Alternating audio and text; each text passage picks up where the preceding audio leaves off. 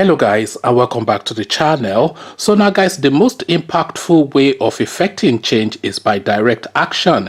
It really is. With direct action, you get that short, sharp shock effect that immediately changes the dynamic of the situation that you're looking to effect that change upon. Now, the change might not necessarily be in the direction that you're looking to effect it, but certainly there'll be a seismic shift from the status quo to another. So no unzobu chanting, no efulefu ranting, just a direct action. As guys, I bring you this. Breaking Igboho, Arewa youths give Yorubas 72 hours to leave the north.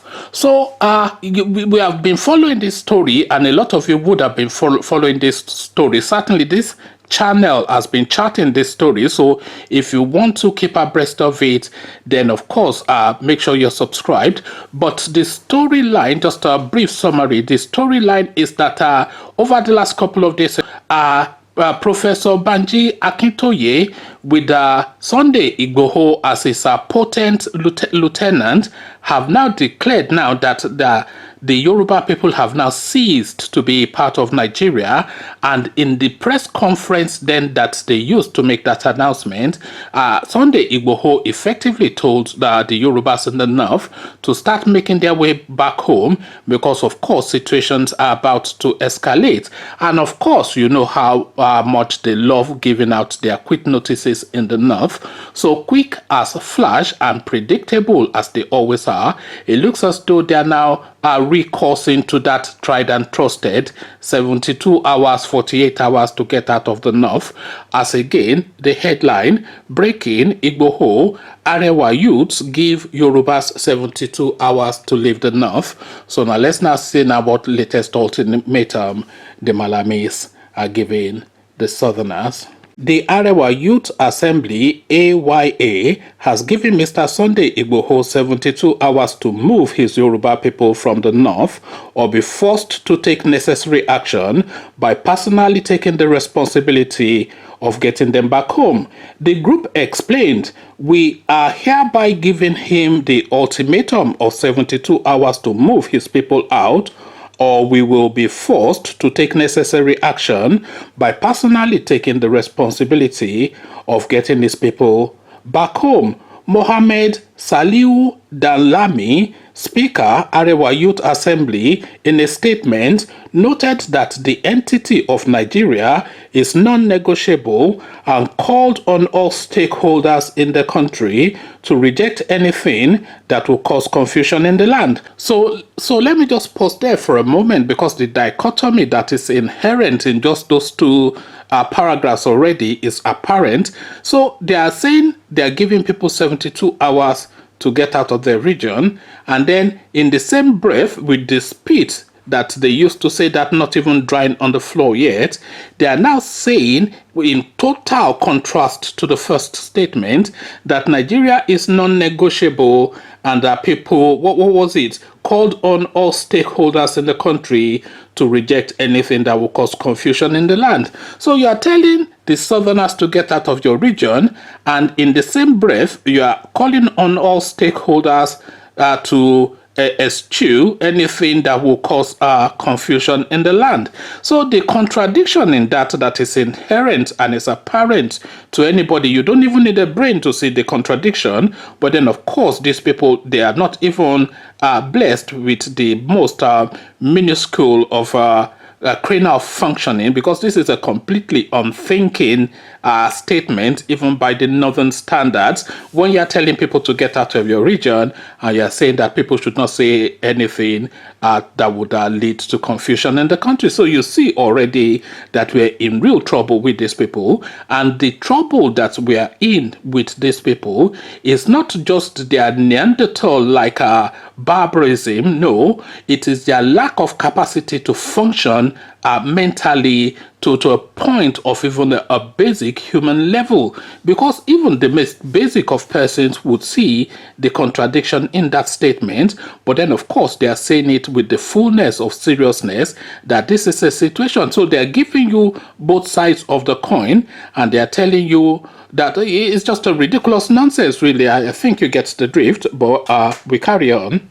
He lamented. One Mr. Sunday Igboho issued a press statement in which he was quoted as saying enough is enough, that the time for Yoruba nation is now. They will no longer accommodate and accept the presence of Northerners. The group noted this is despite the fact that the constitution of the country has made it crystal clear that any Nigerian can live in any part of the country, irrespective of his or her religious or tribal placements. So again, you see the contradiction there already. So their opening salvo is to tell Sunday Igboho to get his people out of the northern region, and they're giving him 3 days to do that. And then in the same sequence of pronouncement, they are now saying that the constitution of the country is crystal clear, that any Nigerian can live in any part of the country. So if they are defending that constitution, which is how they are trying to position themselves,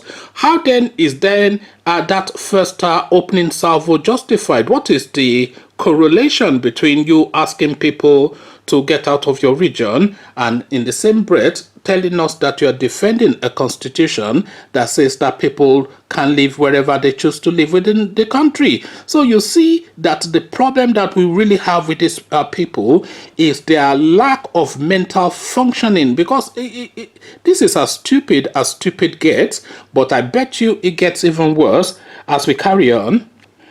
The Arewa youth said that it still affirms its position as a law-abiding civil youth organization, that notwithstanding, it would not fold its arms and watch innocent Nigerians being threatened by individuals who clearly have no regard or respect for the law, like Mr. Sunday Igboho. According to the group, since it is Sunday Igboho who wants his people out of the north to form a Yoruba nation, we will make it easy for him by asking Mr. Igboho to provide a means of transportation to convey his people to the southwest. It noted that Mr. Igboho has continuously threatened the lives and property of northerners resident in the southwest for no reason, adding, "We have kept quiet for the sake of peace and for respect of the laws of the country, but as Mr. Igboho rightly said, enough is enough." The group called on the northern elders, traditional rulers, and all security agencies to support them in accomplishing the task of evacuating the Yorubas out of the 19 northern states and the FCT Abuja by making it a very peaceful exercise devoid of loss of life and destruction of property, or hijacked by hoodlum to prevent the reoccurrence of NSAS protest. So there you have it now, ladies and gentlemen. Just look at that. It is just replete. The whole statement is just replete.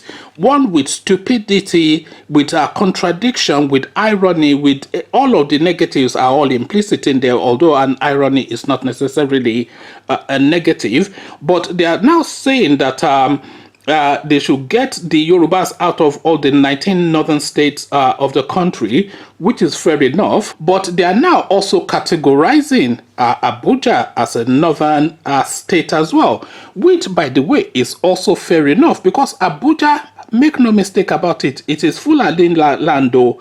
Abuja is Fulani land. So all of the petrodollar that you're using to develop that place is just charity work that you're doing, or really spoils of you being colonized by these people. But make no mistake, Abuja is a Fulani land, and Abuja also is a Muslim land. So it's a Fulani Muslim land. That is the long and short of that Abuja thing. And they are telling you as well now that they staked that claim to that place. Because Abuja, of course, being the federal capital territory, any person of thinking and the general perception will be that it is effectively a no man's land, and everybody claims an ownership of that space. But then, of course, that is only in theory. In actual practical terms and in the understanding of the generality of a mass of people, and I'm not just saying the Abokis, I'm saying everybody. So it's not just the Malamis that are of this thought. I am of this thought too, and I am a Yoruba man from Oyo Alaafin. So the Abuja space is a Hausa Fulani land.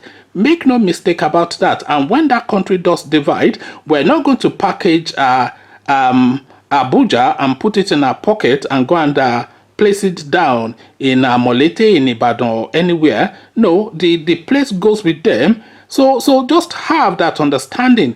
So now when they are telling you to clear out of the northern region, that is fair enough. So they can clear back to the region, that is also fair enough, because it has to be quid pro quo. So you cannot tell the southerners to clear out of your space, but have your own people be within our space. So everybody clears, but then of course, as we're clearing, what is being cleared back is that Niger Delta oil, which has been the thing that they have been licking their lips over for decades and decades. That is the one thing that they want from the Nigerian space. So that comes as well. And that, by the way, doesn't come to Yoruba land, because Yoruba land is not Niger Delta. The Niger Deltans can keep their oil because it is their blessing from God. So let them keep it and hopefully put it to good use to build one of the best spaces that this planet has ever seen. Because of course, if they have control of their resources, and I'm sure they have enough of education and intellect within that space to grow that resources to their benefit, then forget Dubai. Niger Delta will be the best region on this planet. So they can have that. The only thing we want, just one thing, is Yoruba land. That's all. That is all. Yoruba land. That is all. You know, forget, you can call it Oduduwa Republic, you can call it Yoruba land, you can call it whatever it is, but Yoruba land is effectively what we want to land upon. And I'm sure the Igbos in equal measure will talk about Biafra or whatever appellation they want to give their geographical space, but really to have ownership of their own destiny. So now effectively this is the fault line now within the Nigerian space. Now this person now that is giving somebody quit notice, they would not send the DSS after him.